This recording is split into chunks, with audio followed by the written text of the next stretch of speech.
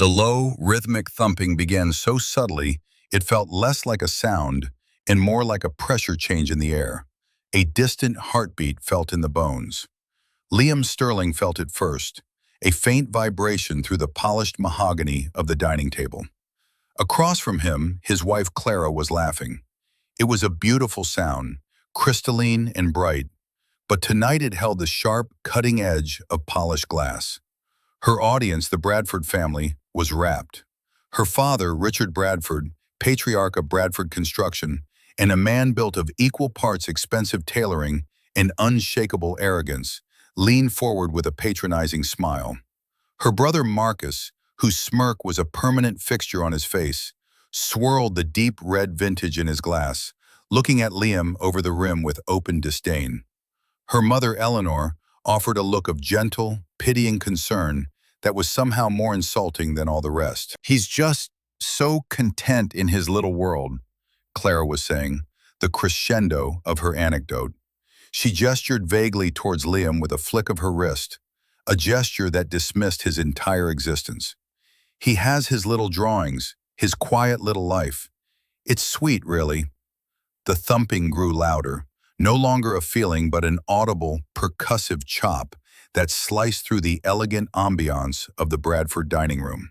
Richard frowned, glancing toward the vast, floor-to-ceiling windows that overlooked the sprawling, manicured lawns of his estate. "What is that infernal noise?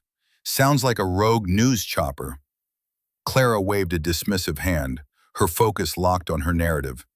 "But you ask him about ambition, about making a real mark on the world, and he just gives you that calm little smile."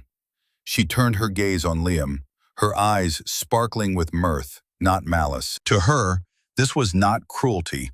It was simply an amusing observation, a truth universally acknowledged within her family. "I love him dearly, but honestly," she laughed again, the sound mingling with the now unmistakable whump, whump, whump of helicopter blades, "I've accepted he'll never truly amount to anything." The statement landed, simple, devastating, final. It wasn't an attack, it was a verdict, delivered with the casual certainty of someone who believed they held all the power to judge. Liam didn't flinch. He didn't argue. He simply met her gaze, his expression unreadable, and held it for a beat too long. In that quiet moment, a chasm opened between them, one she was utterly blind to. He had spent 5 years enduring this, the slow, steady erosion of his worth in the eyes of the woman he loved. He had borne the condescension, the pity, the casual dismissals. He thought he could withstand it for the sake of peace, for the sake of the love he thought they shared. But he didn't know that this single sentence, spoken on this specific night, would be the final cut. And Clara, basking in the warmth of her family's approval, had no idea that the thundering noise from outside wasn't a rogue news chopper.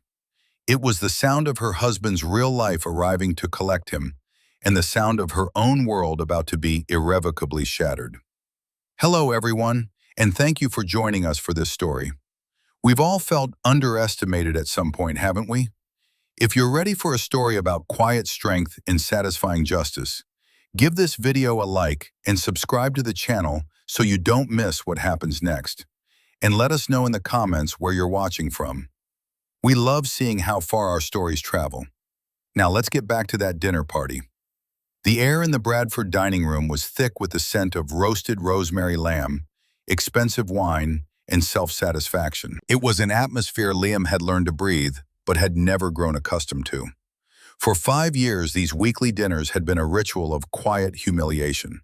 He was the accessory, the strange, quiet man their brilliant Clara had inexplicably chosen. They treated him not as a person, but as a peculiar hobby of hers, one they tolerated with bemused condescension. "More wine, Liam?"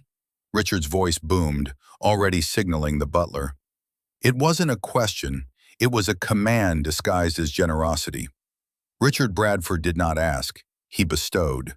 He saw the world as a hierarchy with himself at the apex, and Liam somewhere near the foundational dirt.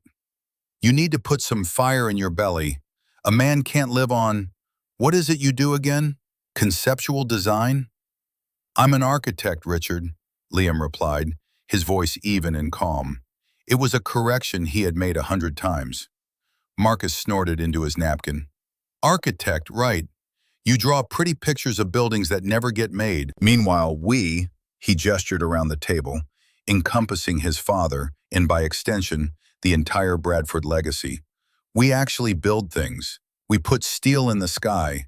We change the skyline.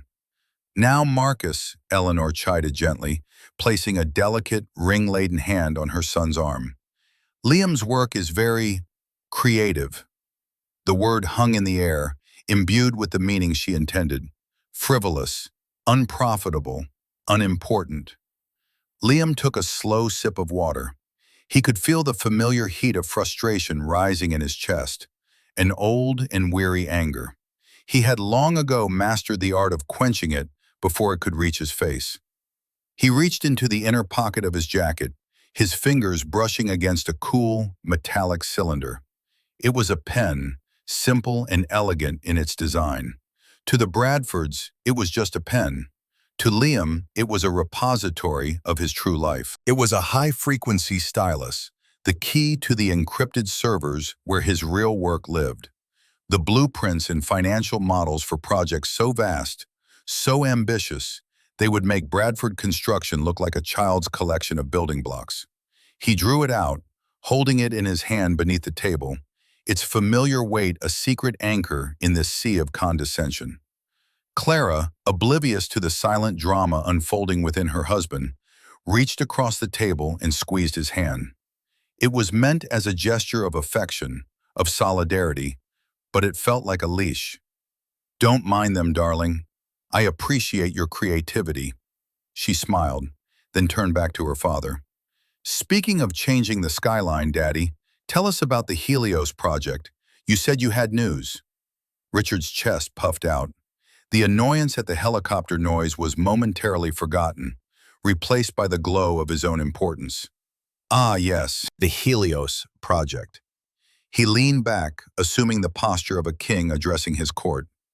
It's more than a project, it's a legacy. A fully sustainable, self-contained city district. The most ambitious urban development project in the last 50 years. And Bradford Construction is the lead? Marcus asked, his eyes gleaming with avarice. We are in the final running, Richard corrected, a flicker of irritation crossing his face. It's down to us and 2 international conglomerates, but the final decision rests with one man. He lowered his voice, adding a theatrical flair of mystery. The lead architect, a complete enigma, goes by the pseudonym Aethelred. No one's ever seen him. He communicates only through his lawyers and a consulting firm. They say he's a once-in-a-generation visionary, but he's notoriously particular. He holds all the cards. Liam's thumb stroked the smooth surface of the stylus in his hand. Aethelred, a name he'd chosen from his love of history, a king who was underestimated and unprepared, a private joke that had become a legend in the world of architecture and high finance. He had spent 3 years of his life designing Helios. Every street, every building, every solar panel and water recycling system. It was his symphony, and the Bradfords were currently auditioning to play third triangle. Well, you'll win him over, Daddy, Clara said with absolute conviction. No one can sell a vision like you can. This Aethelred, whoever he is, he'd be a fool not to partner with the best. The helicopter noise was now a deafening roar. The crystal glasses on the table vibrated, a high-pitched hum against the deep thrum of the blades. It was no longer in the distance. It was directly overhead. Good heavens, Eleanor exclaimed, pressing her hands to her ears. What is going on? Are we being invaded? Marcus stood and went to the window, peering up into the night sky. It's not a news chopper. It's a private Augusta Westland, a big one, and it's landing. He turned back to the room, his face a mask of confusion. It's landing on the front lawn. Richard was on his feet, his face turning a shade of crimson that clashed with his burgundy tie. On my lawn? My lawn! Does someone have a death wish? Who in God's name has the audacity to land a helicopter on my lawn? Clara laughed, the sound thin and nervous now. It must be a mistake, some hotshot billionaire who's lost his way.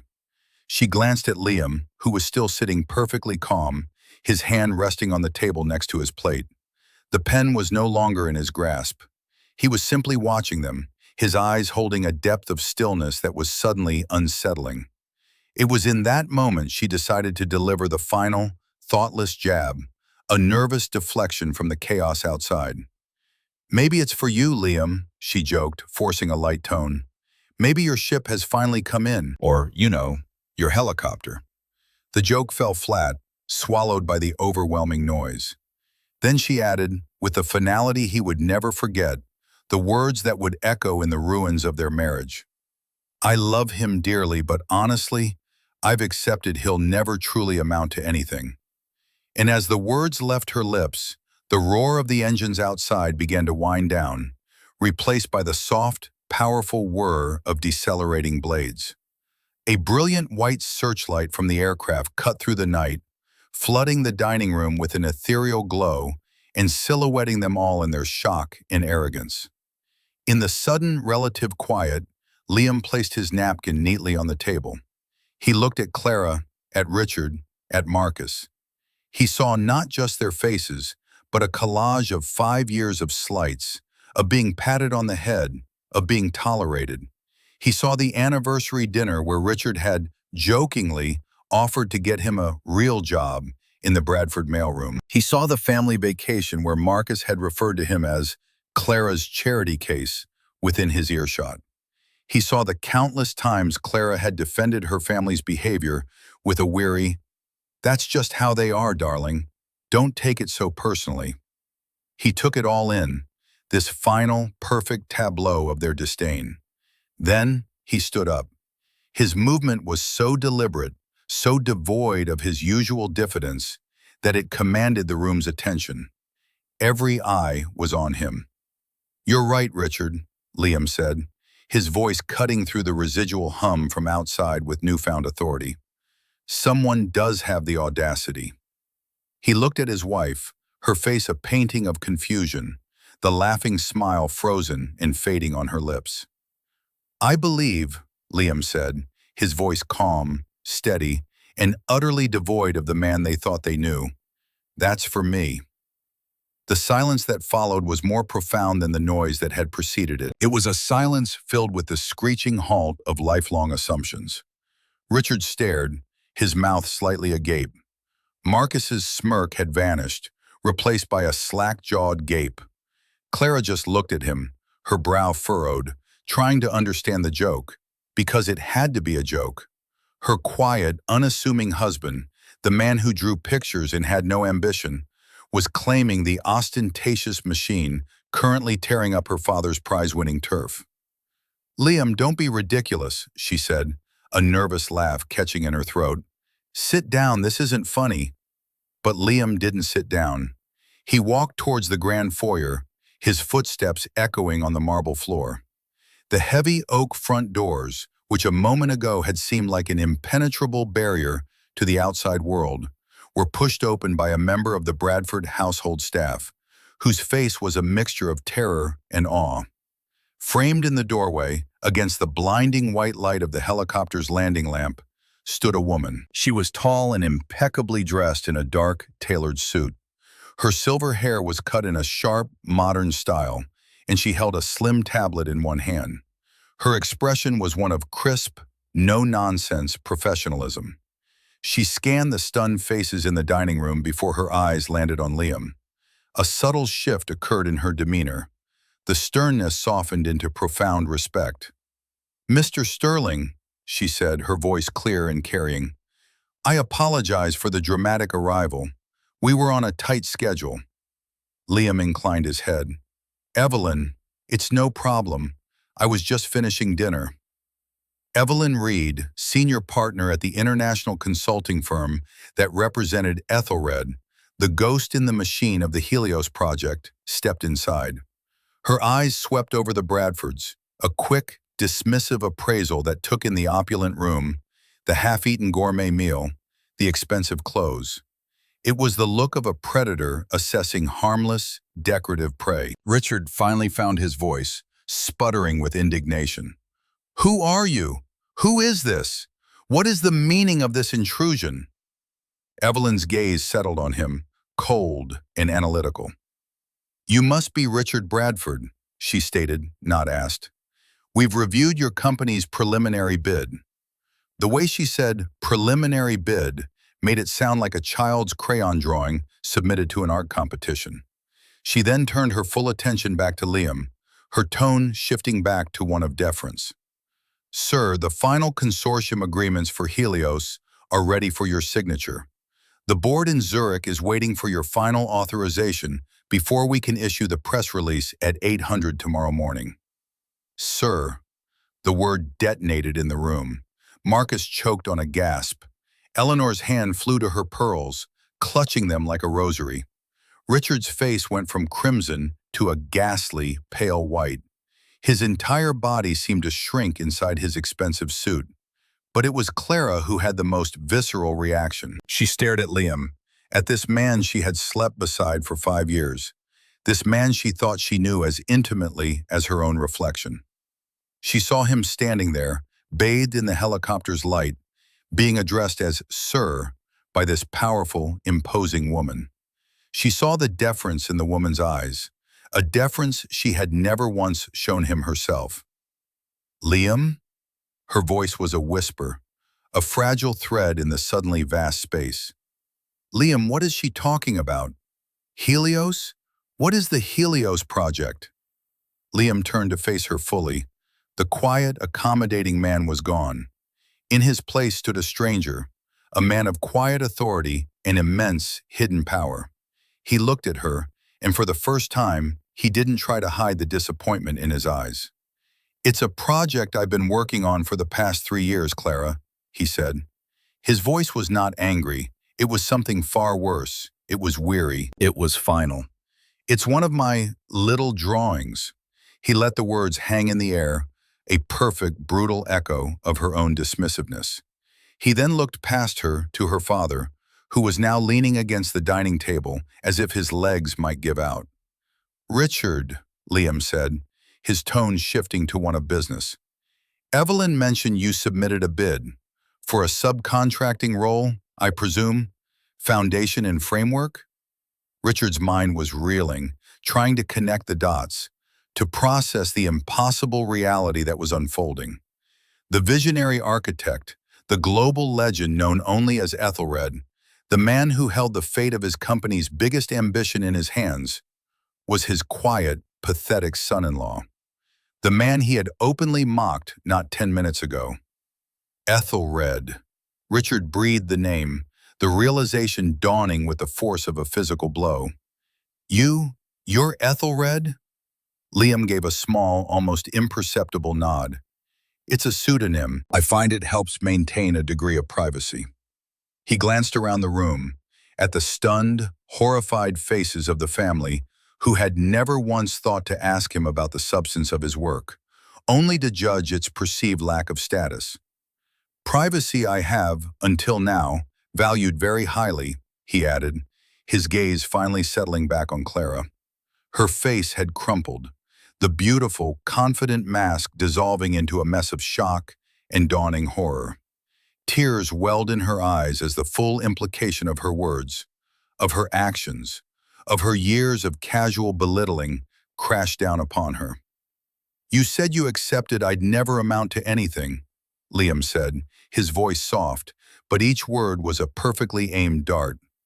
"I guess I should have tried harder to manage your expectations." Evelyn Reed cleared her throat, a subtle reminder of the schedule. "Sir, we do need to be on our way.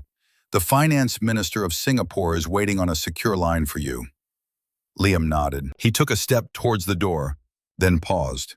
He looked back at Clara, who was now openly crying, her hand outstretched as if she could physically pull him back, pull back time itself. "Liam, wait," she pleaded, her voice breaking. "Please, I didn't know." "That," Liam said, the quiet authority in his voice now absolute, "is precisely the problem."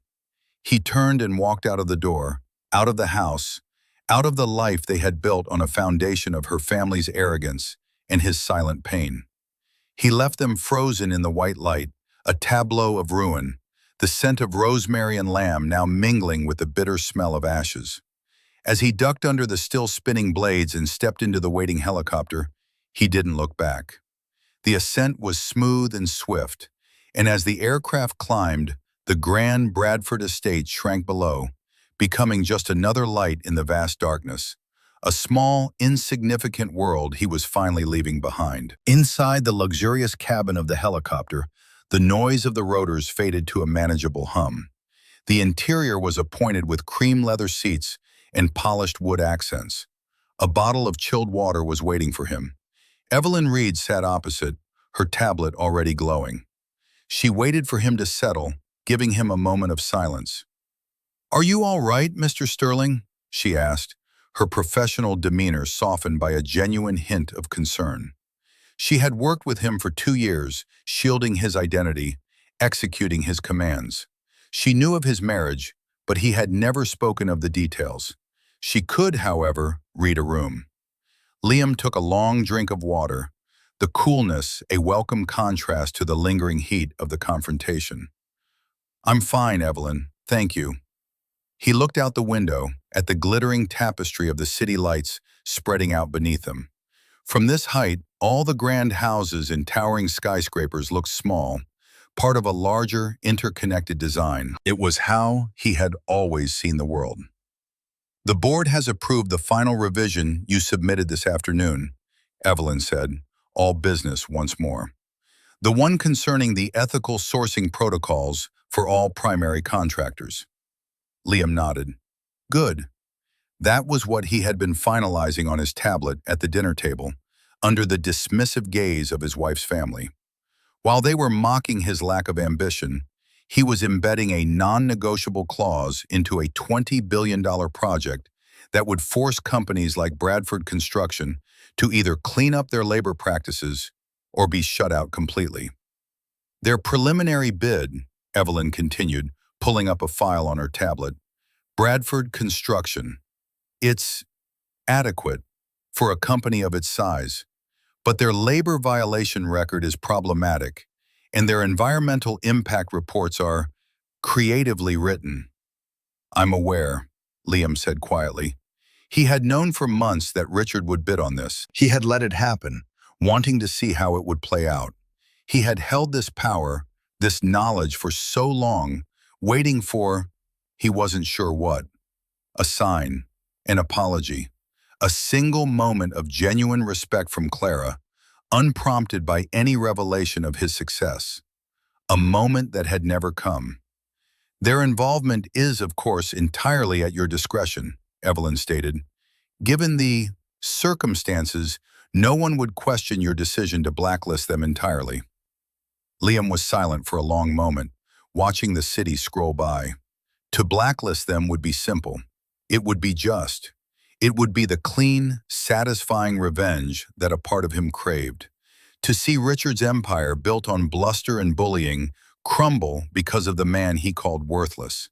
To see Marcus, who had never worked an honest day in his life, forced to confront a world that didn't care about his last name. But then he thought of Clara. He pictured her face in that final moment, the utter devastation as the carefully constructed edifice of her world collapsed. Was his goal to destroy her? No. His goal had been to build a life with her. The destruction was simply a byproduct of her inability to see him. "The company itself is not the problem," Liam said finally, his voice measured. "It has good people, foremen, engineers, laborers who have worked for the Bradfords for decades. They shouldn't suffer for the arrogance of their leadership." Evelyn raised an eyebrow, intrigued. "So you'll allow the bid to proceed?" "I will allow the company to proceed," Liam corrected. "The leadership, however, will need to be restructured." A cold, hard clarity was settling over him. This wasn't about emotion anymore. It was about architecture. He would deconstruct the faulty structure of the Bradford family's power and rebuild it on a sounder foundation. "We'll land at the downtown heliport," he instructed. Book me the presidential suite at the Four Seasons. I'll need a secure conference line and a direct feed to the Zurich board in 90 minutes. And Evelyn, he paused, looking at her directly, I want you to draft two documents for me. First, a conditional offer for Bradford Construction, contingent on the immediate resignation of Richard and Marcus Bradford from all executive and board positions. They can retain their shares, their dividends. They will remain wealthy, but their authority will be terminated. The offer will stipulate that the new CEO will be appointed by my office. Evelyn's fingers flew across her tablet, a small, predatory smile touching her lips. And the second document? Liam's gaze drifted back to the window. A petition for divorce. The words felt strange and heavy on his tongue. 5 years.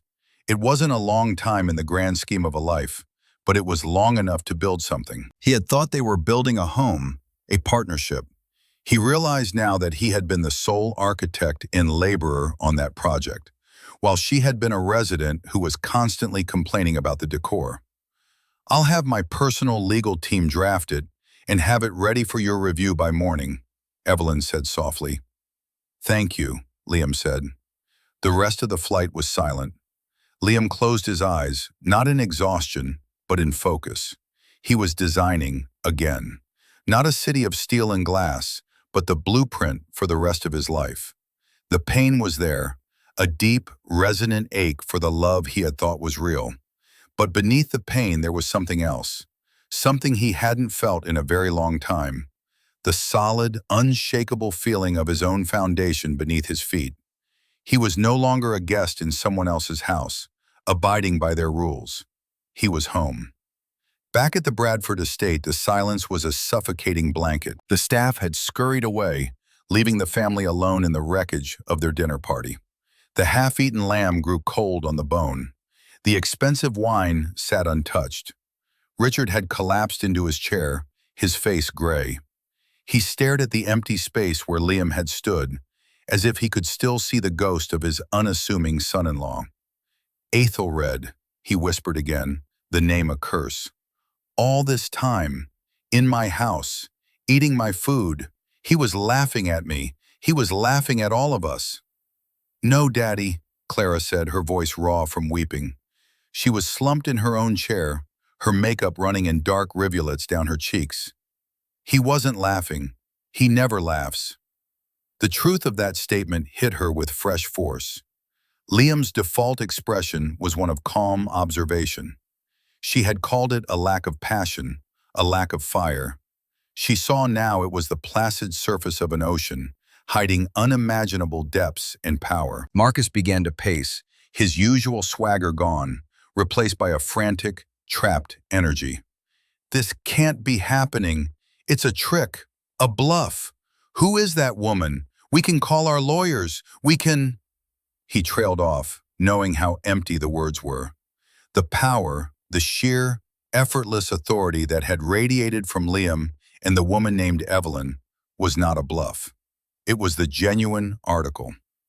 A $20 billion project, Richard murmured, his mind fixated on the numbers. The kind of legacy project that makes a company immortal. And I told him he should work in the mailroom. He looked at his hands as if he'd never seen them before. They were the hands that had built an empire, and they suddenly looked old and powerless. Clara stood up on shaky legs. The shock was beginning to recede, replaced by a desperate, frantic need to fix this, to rewind time. I have to call him. I have to talk to him. He'll listen to me. He loves me. She pulled out her phone, her fingers trembling as she scrolled to his name. Liam. It looked so simple, so ordinary. She pressed the call button and lifted the phone to her ear. It rang once, twice, then it went to voicemail. Hi, you've reached Liam Sterling. I'm unable to take your call right now. Please leave a message. His voice, the same calm, gentle voice she had heard every day for 5 years, now sounded alien, distant, like a recording from another lifetime. Liam, she began, her voice cracking into a sob. Liam, it's me. Please call me back. We need to talk. I made a mistake. A terrible, terrible mistake. I'm so sorry. I didn't mean it. I don't know why I said it. Please, just call me." She hung up, her hope dwindling with every second of silence that followed. She tried again. Voicemail. Again. Voicemail. Marcus stopped pacing and sneered, a pathetic echo of his former arrogance. "Well, it looks like your charity case has finally decided to bite the hand that feeds him." "Shut up, Marcus," Clara shrieked, whirling on him. "Just shut up. This is your fault. And your fault." She pointed a trembling finger at her father. "You never gave him a chance. You belittled him from the day I brought him home. You treated him like dirt beneath your feet. And I let you. I went along with it because I wanted your approval. I was weak." "Weak?" Richard roared, finding his voice again, fueled by fury. "You were blind. We were all blind. How could we not see it? The quietness, the watching. It wasn't humility. It was assessment. He was assessing us, judging us." The truth of this hung in the air, more chilling than any insult. They had thought they were the judges, sitting in their grand dining room passing sentence on Liam's worth. All along, he had been the one on the bench, silently observing, taking notes, and preparing his verdict. The front door chimed. The sound was soft, polite, yet it made all three of them jump. A moment later, the butler, looking pale and nervous, appeared in the doorway. "Ma'am, sir, there's a courier here, for Mrs. Sterling." Clara stared at him, uncomprehending. "A courier? Now?" "Send them away," Richard growled. "I think you should accept it, ma'am," the butler said, his voice barely a whisper. "The courier is from the law firm of Blackwood, Finch, and Associates." The name meant nothing to them, but the implication was clear. This was part of it. This was the next step. Clara walked on numb legs to the foyer. A man in a sharp suit stood there, holding a thick manila envelope. He didn't smile. "Clara Bradford Sterling?" he asked. She nodded, unable to speak. "This is for you." He handed her the envelope and a stylus to sign on a tablet. The signature was a shaky, illegible scrawl. As soon as she signed, he turned and left without another word. She stood alone in the grand, empty foyer, the envelope feeling impossibly heavy in her hands. Her name was typed neatly on the front. She tore it open. Inside were two documents. The first was a multi-page conditional contract offer addressed to the board of Bradford Construction. She scanned the legalese, her eyes catching phrases. "Contingent upon the immediate and permanent resignation of Richard Bradford and Marcus Bradford from all executive, managerial, and board-related duties. A new chief executive officer to be appointed by the office of Aethelred. A full, independent audit of labor practices and environmental compliance to be initiated within 30 days. It was a corporate execution, delivered with the cold, sterile precision of a surgeon. He wasn't destroying the company, he was excising a cancer. Her father, her brother. Her hands shaking violently, she looked at the second document. It was much shorter, a single page. At the top, in stark, bold letters, were the words, "Petition for dissolution of marriage." Her knees gave out. She slid down the wall, the papers scattering on the marble floor around her.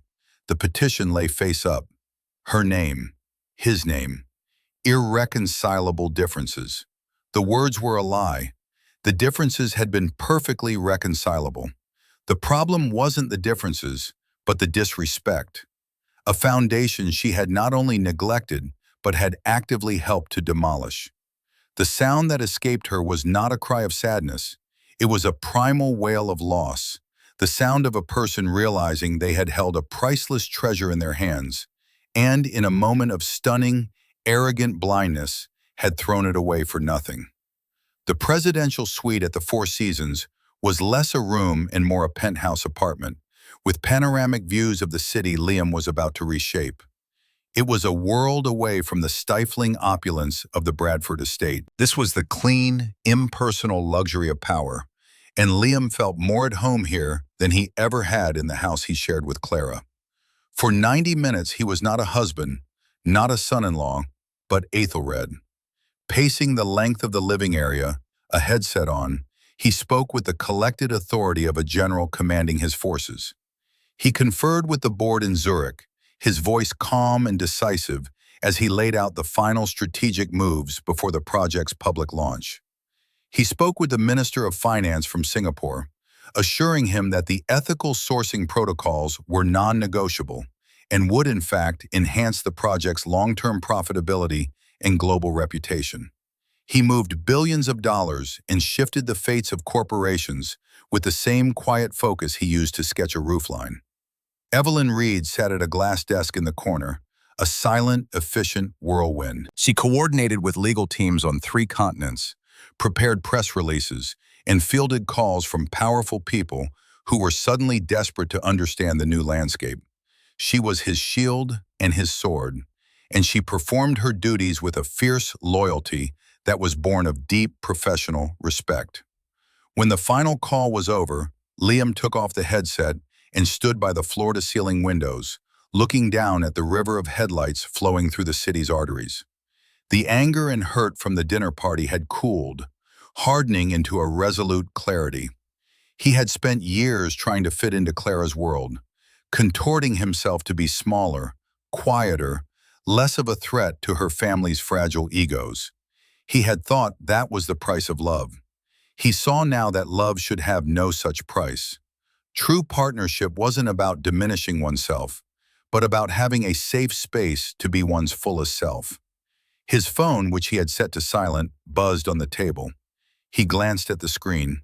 17 missed calls from Clara, 2 from Richard, 5 from Marcus, and over 30 text messages. He hadn't read a single one. There was a soft knock on the door of the suite. Evelyn answered it. A hotel staff member handed her a slim, sealed envelope. She brought it to Liam. "From the concierge, sir. It was delivered by a private messenger, marked urgent." Liam took it. It was from the Bradford Hotel, just a few blocks away. The handwriting on the front was Clara's. Desperate, scrawled. "Liam, please." He opened it. It was a letter written on the hotel stationery. "Liam, I know you won't take my calls. I don't blame you. I'm at the Bradford downtown. I had to get out of that house. I can't breathe there. There are no words to say how sorry I am.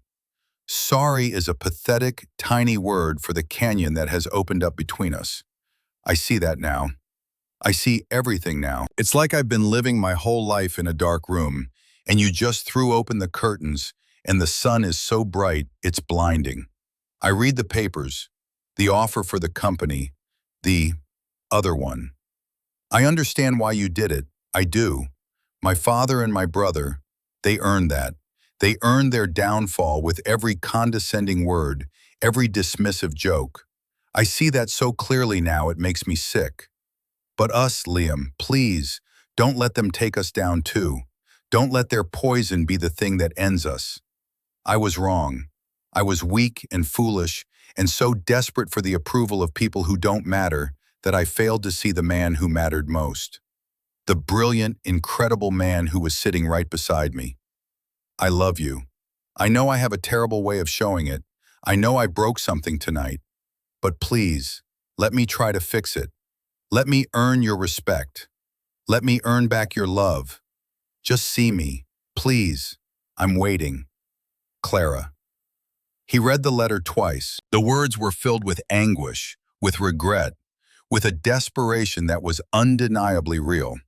A part of him, the part that still remembered the woman he fell in love with, the vibrant, intelligent woman he'd met at a gallery opening before she had introduced him to the corrosive influence of her family, felt a pang of sympathy. He could see her, alone in a hotel room, her world in ashes, finally understanding the magnitude of her mistake. But understanding born of catastrophe is not the same as innate respect. She saw his value now because it had been demonstrated to her in the most dramatic way possible. But what about yesterday and the day before? For 5 years his value had been there, waiting to be seen, and she had been blind to it. Love, he was realizing, could not survive in the absence of respect. It was like trying to grow a flower in a vacuum. He folded the letter and placed it on the table.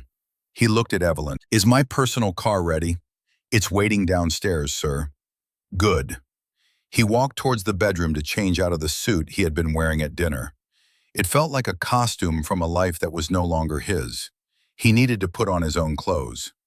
Evelyn watched him, her expression unreadable. "Are you going to see her?" Liam paused in the doorway. He looked back at this woman who knew more about his professional life than anyone, yet had never presumed to know anything about his personal life. "I believe," he said, his voice quiet, "that some structures, once their foundation is compromised, cannot be safely repaired. They must be demolished so that something new can be built in their place." It was the answer of an architect. It was the answer of a man who understood that integrity, whether in a building or in a relationship, was everything. He was not going to the Bradford Hotel to reconcile. He was going to supervise the demolition. The drive to the Bradford Hotel was short, but for Liam, it stretched into an eternity of memory. He drove himself, needing the solitude, the simple, mechanical act of controlling his own direction. He passed the restaurant where he and Clara had their first date, a tiny Italian place he could now buy with the money he earned in a single day. He passed the park where he had proposed, kneeling in the autumn leaves, believing in a future that now seemed like a fantasy. He had loved her. He had loved her intelligence, her laugh, her passion for art. He had believed that her inability to stand up to her family was a flaw he could help her overcome, a weakness that his strength could buttress. He saw now that you cannot be a pillar for someone who is actively chipping away at your own foundation. He valet parked his car, a sleek, understated electric sedan that was faster and more technologically advanced than Marcus's flashy sports car, though it made none of the noise. The lobby of the Bradford Hotel was a symphony of beige and gold, designed to convey a sense of old money and established power. It was her family's brand. Tonight it felt like a mausoleum. He didn't call up to her room. He simply took the elevator to the penthouse floor, where he knew she would be. He had a key card, not for her suite, but a master key for the entire hotel. The Helios project had involved preliminary negotiations to acquire the entire Bradford Hotel Group as part of its urban integration plan. He had owned the key to her gilded cage for months, another secret he had kept. He let himself into the suite without knocking. Clara was standing by the window, looking out at the same city view he had just left. She was still in her dinner dress, but she looked small and fragile in it now. She turned as the door clicked shut, her face lighting up with a desperate, fragile hope. "Liam." His name was a breath. She rushed towards him, intending to throw her arms around him, to close the physical distance between them, as if that could mend the emotional chasm. He didn't move back, but he didn't move forward either. He simply stood there, a fixed point, and she stopped a few feet away from him, her arms falling to her sides, sensing the invisible wall that now stood between them. "Thank you for coming," she whispered, tears already tracking down her face. "I know you're angry. You have every right to be. But I meant what I said in my letter. I am so, so sorry." "I know you are," Liam said. His voice was not cold, but it was distant. It was the voice of a doctor discussing a terminal diagnosis. "You're sorry now that you understand the consequences." "No," she insisted, shaking her head. "No, it's not just that. Seeing you tonight, seeing that woman, how she looked at you, I saw what I've been missing. I saw you, the real you, and you are magnificent, and I was a fool." "The real me was there yesterday, Clara," he replied, his voice unyielding. "The real me was there last week when your father joked about my useless degree. The real me was there last month when Marcus spilled a glass of wine on my project sketches and laughed about it. The real me has been here all along. The only thing that changed tonight is the balance in my bank account became visible to you." Each word was a measured blow, a truth she could not deny. She flinched, but she stood her ground. "You're right," she conceded, her voice thick with self-loathing. "I was shallow. I was blinded by the world I grew up in. The money, the status, it was all I was ever taught to value. But that doesn't mean I can't learn. Let me learn, Liam. Let me show you that I can value you for who you are, not for what you have." "The time for that is over," he said, and the finality in his tone made her gasp. "For 5 years I have been your partner. I have supported your career, celebrated your successes, and comforted you in your failures. I have tolerated your family's disrespect. I have endured being treated as your lesser. And in all that time, you, my wife, the person who was supposed to be my trusted ally, my fiercest defender, you never once stood up for me. Not once. You were a silent enabler. Worse, you were an active participant. Tonight was not an exception, it was a culmination." He began to pace the room, not with agitation, but with the controlled energy of a prosecutor laying out his closing argument. "This isn't about the helicopter, Clara. It's not about the money or the Helios project. That just served as the catalyst. This is about respect, and you have never, not for one single day of our marriage, truly respected me." He stopped and looked at her. "I asked for so little. I never needed you to understand the complexities of my work. I just needed you to believe in the man who was doing it. And you didn't. You laughed. You stood with your family and you laughed at me and told them I would never amount to anything." He let his own words hang in the air between them, the very words that had started this all. "That sentence," he said, his voice dropping to a near whisper, "was the most honest thing you have said to me in years. Because it's what you truly believed, and a marriage cannot survive that." "I can change," she cried, taking a step forward. "I will change. I'll cut them off. My father, Marcus, I'll never speak to them again if that's what it takes. It's you I choose. It has always been you. I was just too stupid to see it properly." "You choose me now?" Liam asked, a bitter, humorless smile touching his lips. "You choose the man with the helicopter, the man who can ruin your father with the stroke of a pen. That's not a choice, Clara. That's an acquisition. You're trying to acquire a better asset, and I am not for sale." The architect in him saw it so clearly. She was talking about redecorating, about changing the furniture and the paint color. He was talking about a fatal structural flaw in the foundation. The whole building was condemned. He walked over to the desk where her letter lay. He picked up the divorce petition he had brought with him and placed it on top.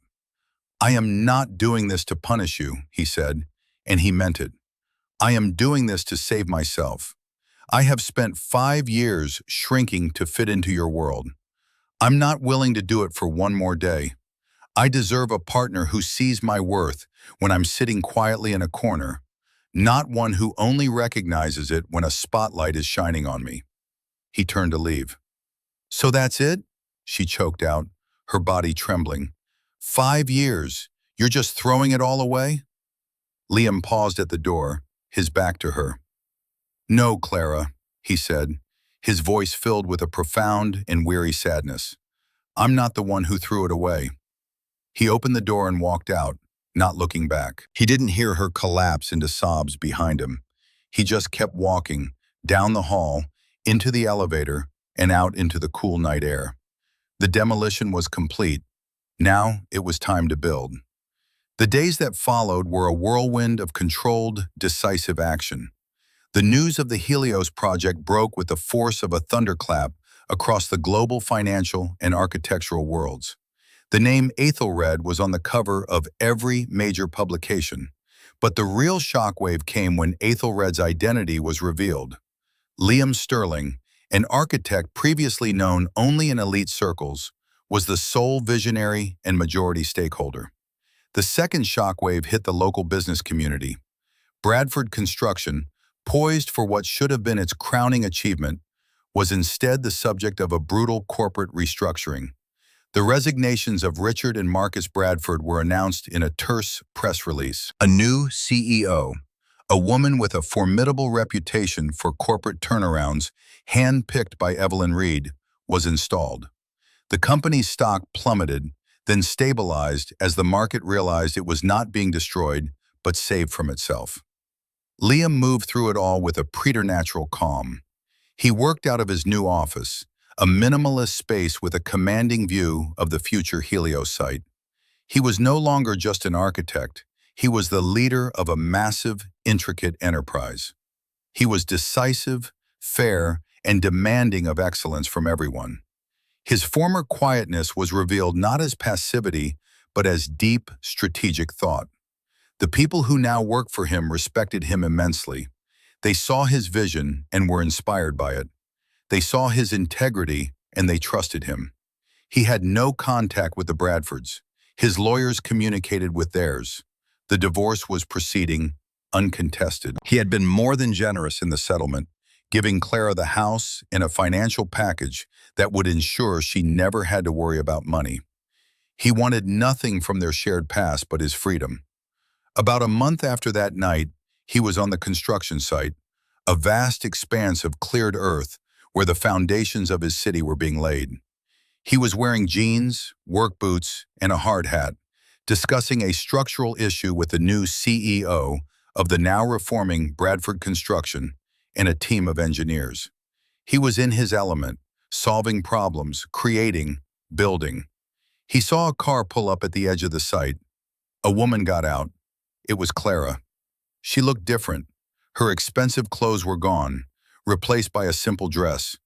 Her hair was pulled back, and she wore little makeup. She looked thinner, and there was a sadness in her eyes that hadn't been there before, but also a new kind of quiet. The frantic energy was gone. She stood at a respectful distance, not wanting to interrupt. When Liam finished his conversation, he saw her. He nodded to his team and walked over to her, stopping a few feet away. "Clara," he said. It was not a question. "Liam," she replied, her voice soft. "I know I shouldn't be here. Your lawyers said all communication should go through them. But I had to see you, to say one last thing." He waited, his expression neutral. "I wanted to thank you," she said. The words surprised him. Of all the things he had expected her to say, thanks was not one of them. "Thank me for what?" "For not destroying my father's company," she said. You could have. You could have ground it into dust, and everyone would have said you were justified. But you saved it. You saved the jobs of hundreds of people who rely on it. That was an act of grace. It was the act of a good man." She took a deep breath. "I've been doing a lot of thinking. About that night. About everything. You were right in all of it. I was a coward. I was so afraid of not living up to my family's expectations that I betrayed my own husband. There is no excuse for that."